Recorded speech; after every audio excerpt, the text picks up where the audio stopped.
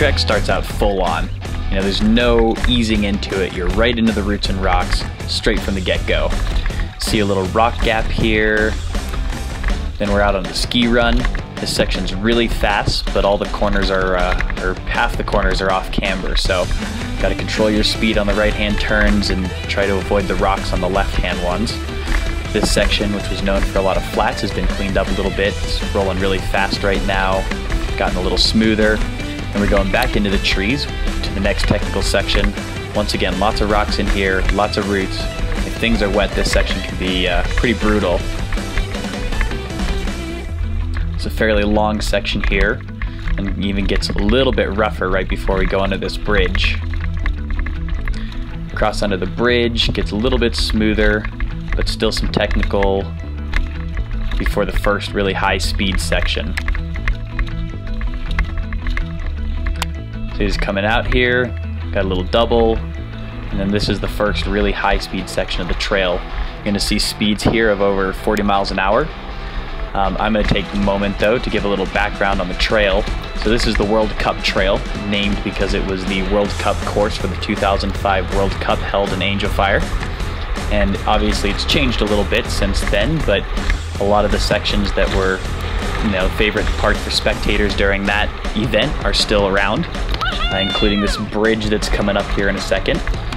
So once again, really high speed section here, flying down, and you got to make a hard right hand turn and drop down into a rock garden. So you'll see that here, right hand turn onto the bridge, from the bridge drop right into the rock garden. It's really rough through here as well. Got to choose your line carefully, make sure you don't flat, and no issues. Here it smooths out a little bit. This section's been cleaned up, and you really need to get as much speed as you can through these next two berms for the next section of trail. So got those berms. Here you have to choose your line carefully and really carry your speed to hit this next booter. As you can see, I didn't quite make the landing. So super high speed once again. Speeds up there in the 40s again. This is a place where pedaling can really make a difference. A slight left-hander, continue on the trail, the right-hander, and we're dropping back into the trees.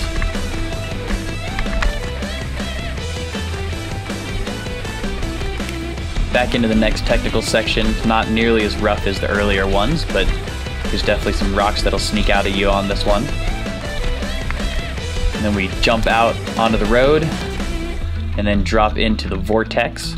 This is a new section where you really got to be careful about how much speed you're carrying if you want to get that exit cleanly.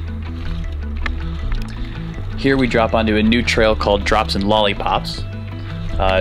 There's some good jumps, some good drops. I have yet to see any lollipops, but you never know. Got our first tabletop. Then the drop. Carrying lots of speed here, back out onto the road. And you're going to veer up to the left onto this lower section of World Cup. A little bit of a jump there. Once again, you're carrying a lot of speed, trying to suck up these jumps as much as you can.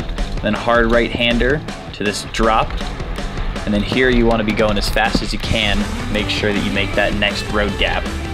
That was me checking my suspension. Turns out I have it in pro pedal mode. Really, really fast here. A couple little rolls, some compressions. Trying to carry as much speed as you can into these next berms and into the final road gap. So here's where you got to really carry your speed for this next road gap. Got that one a little better that time. And then instead of the old World Cup finish, which went straight into the trees, got a big left-hand berm. This one you're really pulling some G's. Then the right-hander, and then the final two jumps to finish it off. And sprint it out to the finish.